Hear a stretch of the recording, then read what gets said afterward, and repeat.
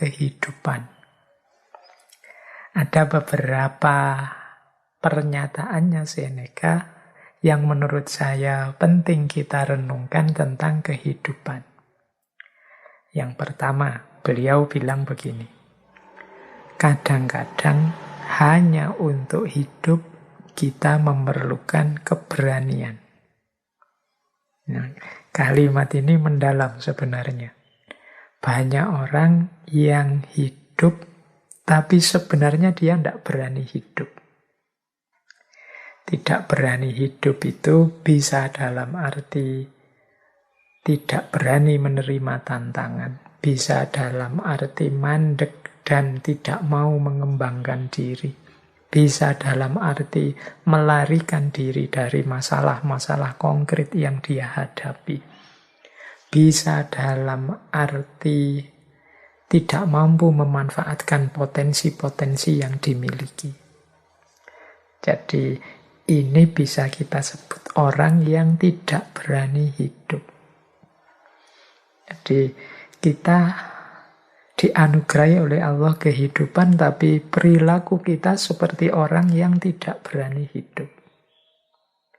Termasuk mungkin bisa kita tafsirkan orang yang tidak berani hidup itu orang yang tidak mau menjaga hidupnya sendiri. Orang yang sembrono dengan hidupnya sendiri. Itu menurut saya juga bagian dari orang yang tidak berani hidup. Jadi kan ada orang itu yang sudahlah, saya tidak perlu diatur-atur, saya nekat saja. Nanti kalau mati kan ya sudah. Nah ini orang ini berani mati sebenarnya. Tapi kalau ditelusuri dia tidak berani hidup. Orang hidup itu berani mati bagus, tapi dia juga harus berani hidup.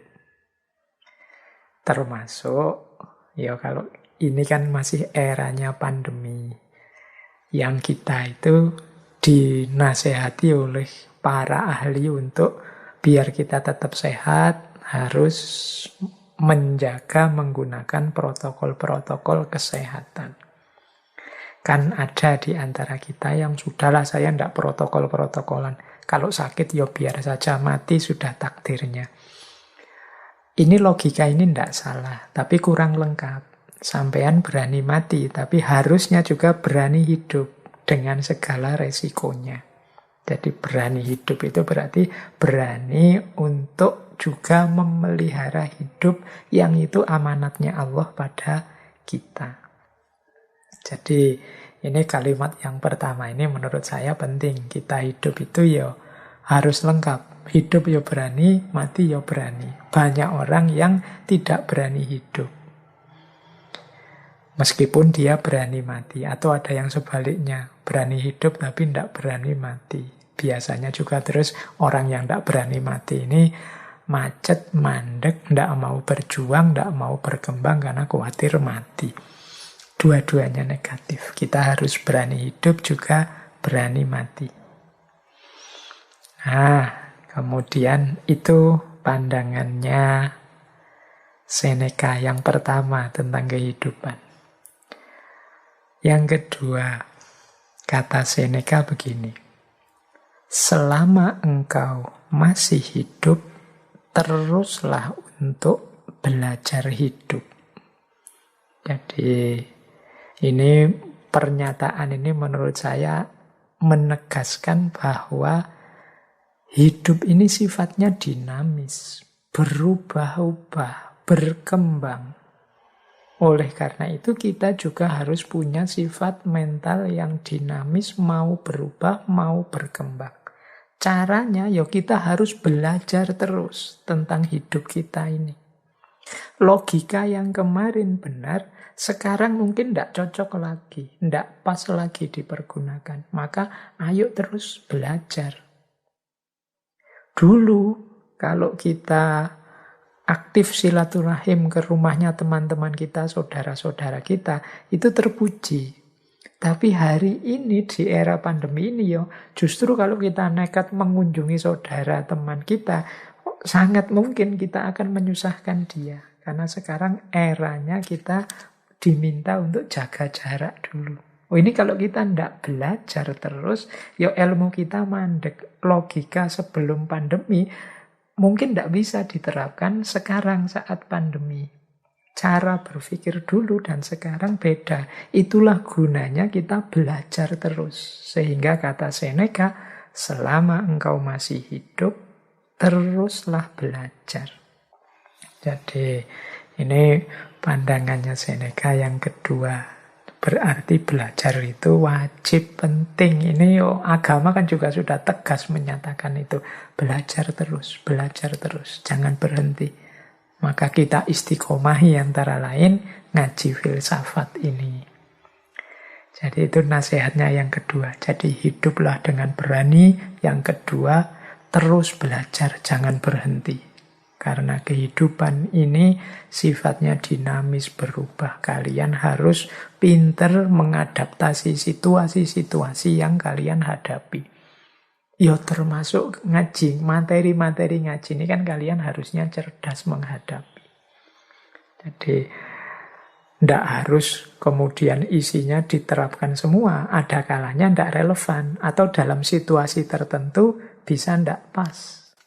Misalnya itu saya kemarin tidak sengaja membaca komentar. Jadi ada yang memotong ngaji filsafat yang tentang keutamaan bangun pagi. Nah, ya terus ada yang ngeritik, Pak, gimana saya bisa bangun pagi? Wong saya kerjanya malam hari. Saya tidak tahu, mungkin jadi satpam apa jadi apa yang shiftnya malam. Jadi justru pagi itu mulai kerja. Nah, ini sebenarnya komentarnya ya cerdas. Tapi sebenarnya tidak harus begitu, kita mestinya ya ngerti. Setiap teori, setiap konsep, setiap kebijaksanaan itu pasti ada konteksnya, ada ruang dan waktunya sendiri. Dan pasti tidak berlaku untuk segala situasi. Kalau mungkin kita sedang sakit atau kebetulan habis melekan nonton bal-balan sampai pagi tidak tidur, pagi baru mulai tidur, ya nasihat untuk bangun pagi tadi ya jadinya tidak relevan. Dan teman-teman mestinya ya bisa belajar ini. Justru akan lucu kalau tiba-tiba diterapkan saja di segala situasi tanpa kecuali. Ya nanti kita akan susah sendiri. Jadi ini tidak bisa kemudian disebut, wah tidak konsisten Mbak. Tadi bilangnya harus bangun pagi, sekarang boleh tidak bangun pagi. Ini bukan urusan konsisten, tidak konsisten. Jadi pandangan bangun pagi utama dan mulia itu umumnya dalam kondisi normal. Dalam kondisi-kondisi khusus tertentu, ya tidak harus berlaku begitu kalau memang tidak bisa diterapkan. Ini loh yang disebut kebijaksanaan itu. Ngerti situasi, ruang, dan waktunya. Jadi selama engkau masih hidup, teruslah belajar. Jadi itu nasihatnya Seneca yang kedua. Yang ketiga, yang tentang kehidupan. Beliau bilang begini, hidup itu panjang kalau engkau tahu cara menggunakannya. Nah, kita ini kan sering mengeluh umur kita pendek. Waktu kita terbatas. Kata Seneca justru sebaliknya, kalian itu masih diberi kesempatan oleh Allah, oleh Tuhan untuk hidup hari ini. Itu sebenarnya manfaatkanlah sebaik-baiknya. Sampai di titik kalian puas dengan hidup yang kalian jalani. Kalau kalian bisa cara memanfaatkan detik per detik usiamu itu, insya Allah hidupmu itu sebenarnya rasanya akan panjang. Jadi hidup itu panjang kalau kita tahu cara menggunakannya. Tapi kalau kita tidak tahu cara memanfaatkan hidup ini semaksimal mungkin, detik per detik, jam per jam, hari per hari, minggu per minggu, bulan per bulan, ya hidup ini rasanya pendek. Biasanya terus kita kaget-kaget.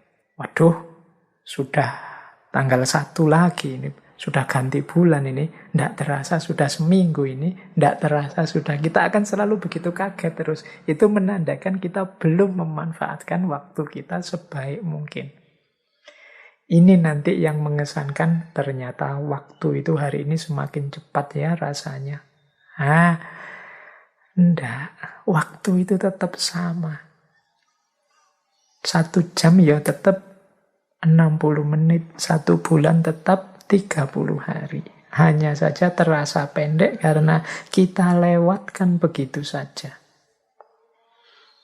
Jadi rumus hidup yang ketiga kalau versinya Seneca, yuk kita manfaatkan waktu hidup kita, kita manfaatkan detik per detik segala fasilitas yang kita dapat sebaik mungkin sehingga kita tidak menyesal.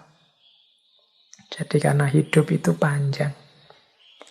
Kalau tidak, itu nanti berlaku kalimat selanjutnya. Saat kita menunggu kehidupan, kehidupan itu sendiri berlalu. Jadi kita terlalu lama nunggu, kita terlalu lama menunda, kita terlalu banyak cari alasan-alasan untuk melakukan sesuatu, kebaikan, kebenaran, kemanfaatan. Akhirnya hidup itu berlalu. Jadi kita itu kan sering nawar sesuatu yang harusnya segera kita lakukan. Pingin saya rasanya mumpung WFH ini banyak nulis, atau banyak membaca, atau memperbanyak ibadah. Itu sampai pandemi ini hampir 2 tahun. Yo, mungkin masih ada yang levelnya masih ingin saja. Masih rencana-rencana saja sejak dulu. Target baca bukunya masih tidak nyampe, pingin nulis juga tidak jadi-jadi, ibadahnya ya masih sama kayak zaman dulu sebelum pandemi. Ini kita terus membuat alasan-alasan, bikin excuse, tapi kan, ya wis, akhirnya kita tidak punya tidak mampu memanfaatkan hidup kita sebaik mungkin, rasanya umur kita ini pendek. Jadi saya lupa itu pernah di salah satu kitab itu disebut ciri-cirinya akhir zaman itu waktu terasa semakin pendek.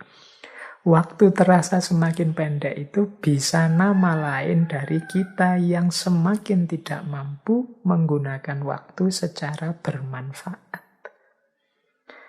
Wong kita kalau pegang HP itu, sekali pegang itu bisa jam-jaman kan, buka ini, buka itu, lihat video ini, video itu, lihat, terus tiba-tiba sudah sore, tiba-tiba sudah malam, tiba-tiba sudah waktunya tidur, terus begitu umur kita tambah.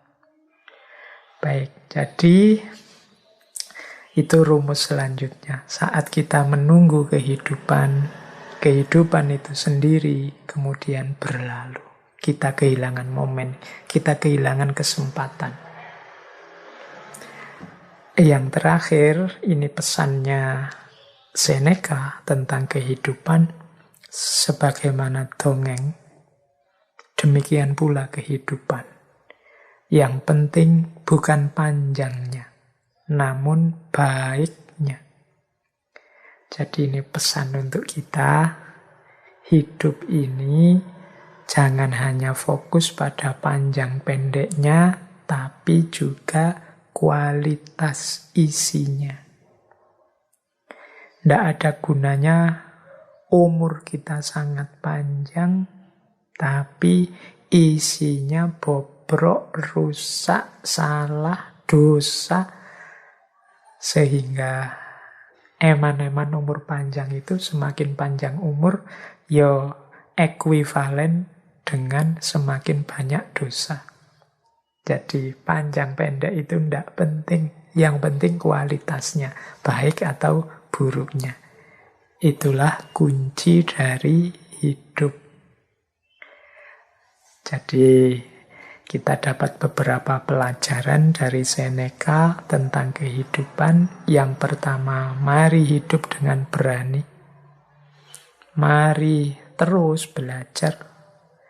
Kemudian mari kita manfaatkan, gunakan hidup kita sebaik mungkin. Semoga kehidupan kita adalah hidup yang berkualitas, yang nantinya tidak kita sesali. Kita puas dengan hidup kita, kita lega dengan hidup kita karena sudah kita perjuangkan semaksimal mungkin sesuai yang kita tahu dan